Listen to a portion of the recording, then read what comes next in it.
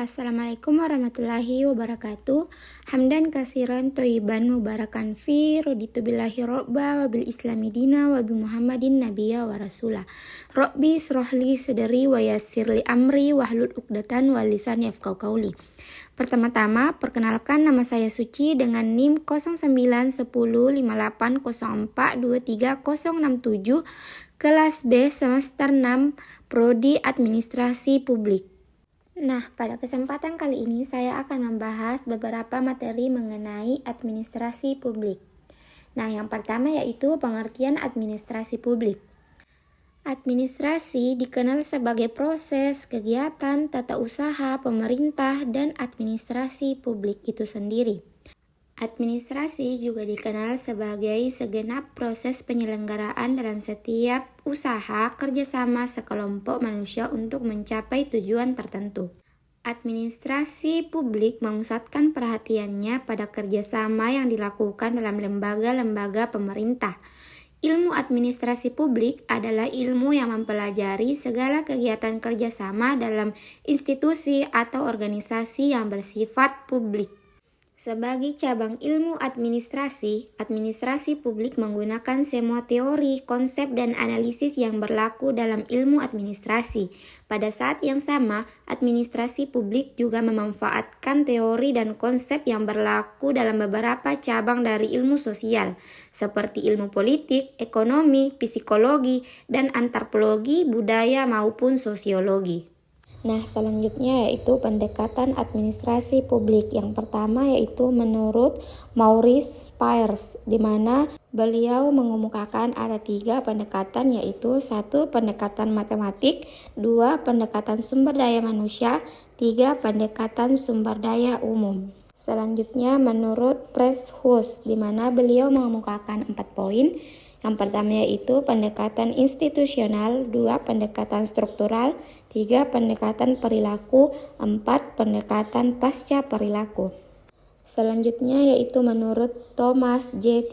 Davie, di mana ada 4 poin juga. Yang pertama yaitu pendekatan manajerial, 2. Pendekatan psikologis, 3. Pendekatan politis, dan 4. Pendekatan sosiologis.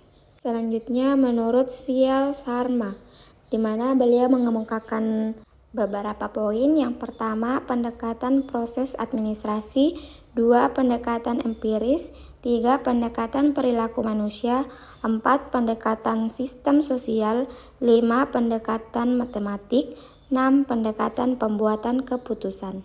Nah, selanjutnya menurut Gordon, beliau mengemukakan beberapa poin juga. Yang pertama yaitu pendekatan tradisional, 2. Pendekatan perilaku, 3. Pendekatan pembuatan keputusan, dan 4. Pendekatan ekologis. Nah, adapun studi administrasi publik yang menekankan aspek tradisional dipengaruhi oleh 3 hal. Yang pertama, ilmu politik. Yang kedua, pandangan rasional mengenai administrasi. 3. Gerakan manajemen ilmiah. Nah, selanjutnya yaitu materi identifikasi administrasi publik. Menurut Kaiden, ada beberapa kekhususan administrasi publik. Yang pertama, kehadirannya tidak bisa dihindari. 2. Mengharapkan kepatuhan. 3. Mempunyai prioritas. 4. Mempunyai kekecualian. 5. Manajemen puncaknya adalah politik. 6. Penampilannya sulit diukur. 7. Lebih banyak harapan diletakkan di atas puncak administrasi publik. Kaiden menawarkan 5 identifikasi administrasi publik yang terdiri dari identifikasi administrasi pemerintahan, identifikasi organisasi publik, identifikasi orientasi sikap administrasi, identifikasi proses yang bersifat khusus, dan identifikasi aspek publik.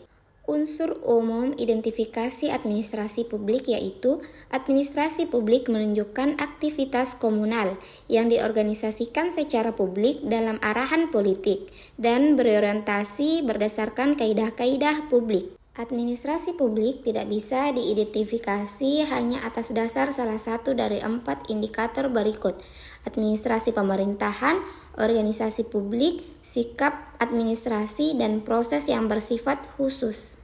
Nah, selanjutnya ada peran administrasi publik. Peranan administrasi publik dapat dikelompokkan dalam 4 kategori, yaitu 1. Sebagai stabilisator masyarakat, 2. Sebagai kunci masyarakat modern, 3. Peranan dalam membangun nasional, 4. Peranan dalam perubahan sosial. Selanjutnya, krisis identitas administrasi publik. Krisis identitas administrasi publik berkisar pada persoalan bagaimana administrasi publik memandang dirinya sendiri dalam waktu-waktu silam. Secara rinci, krisis identitas dimaksud menunjukkan bahwa 1. Krisis identitas yang dihadapi administrasi publik bersumber dari tiadanya kesepakatan tentang administrasi publik sebagai ilmu ataukah bukan.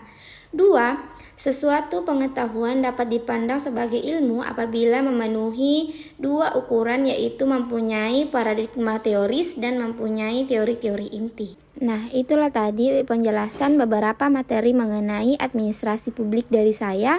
Lebih dan kurangnya mohon dimaafkan. Billahi fisabilil haq fastabiqul khairat. Wassalamualaikum warahmatullahi wabarakatuh.